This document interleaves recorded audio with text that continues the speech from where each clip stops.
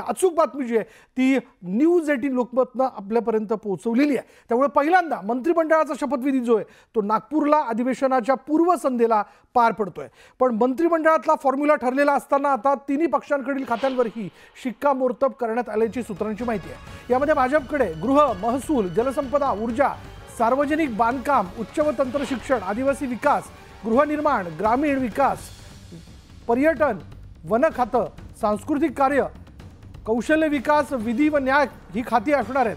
तर शिवसेनेकडे नगर विकास, सामाजिक न्याय, सार्वजनिक आरोग्य, उद्योग, उत्पादन शुल्क, परिवहन, पाणी पुरवठा व स्वच्छता, जलसंपदा, पणन व शालेय शिक्षण ही खाती असणार आहेत। तर राष्ट्रवादीकडे